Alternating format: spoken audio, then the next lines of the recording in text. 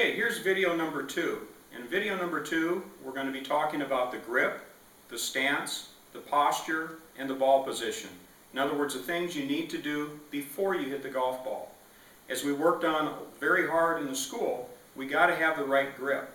So as you remember, when we take the grip, I'll try to get closer here, we have to get the left hand on first. And so what we're looking to do is we're looking to get the club running from about this part of the index finger, anchored about this part where the pinky finger is. And you remember, it's very important to have this part of the hand on top of the club. So again, we want it to go more like that. We don't want the club in the palm of our hand. So gripping with the club,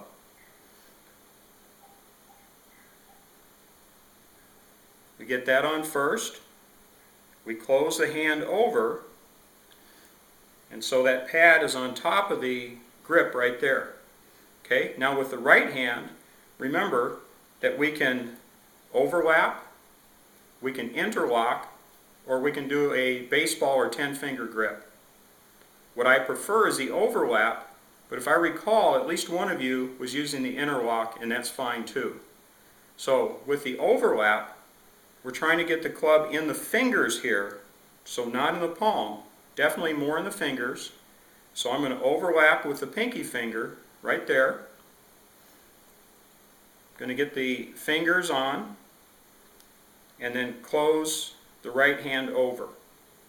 And you remember that the groove here needs to go right along the thumb here. So the thumb on the left hand is over at about 1 o'clock position. So it's not on top of the club, it's over here. We get the fingers correct with the right hand, bring the club over, and then you see the thumb is over at the 11 o'clock position. Again, not on top. So this is what the grip looks like. Okay, now let's talk about the stance.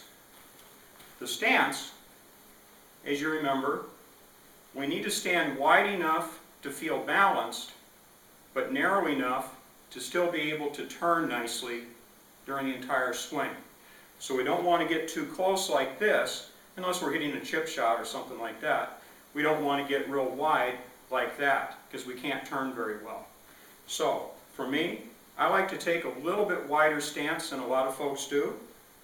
So we get in this position here, get a little bit of knee flex, go ahead and stick the backside out a little bit, and then from here, right at the hips, we're bending over, allowing the arms to hang nice and free, like that. And Sue, your stance is very good. You just come by it naturally. Dean, as we talked about, you tend to get crunched up here. And I'll show you from the side, and you can see better what that looks like in just a second.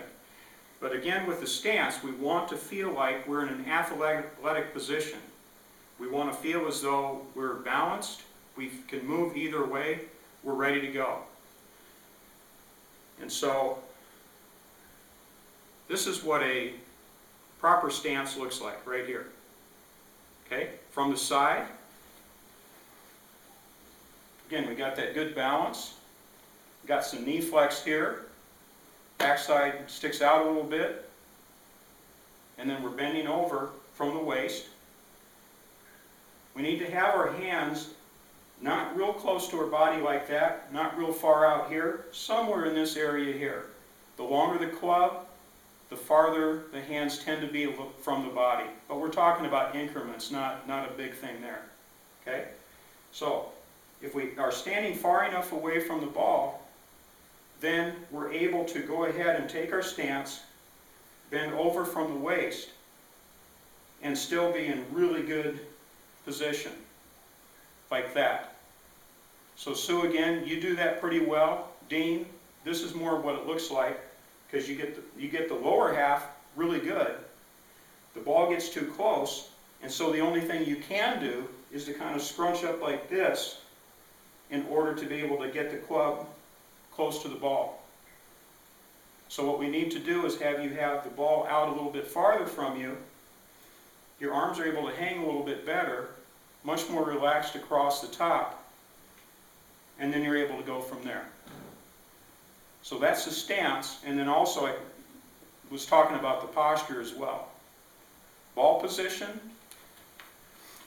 Remember, what we want is we want the ball to be a little bit more forward than we think we should have it. The reason for that is that if it's a little bit more forward, it forces you as a golfer to go ahead and, as Dave says, just go ahead, make that transition, and then go after the ball like that. So that's your grip, stance, posture, and ball position.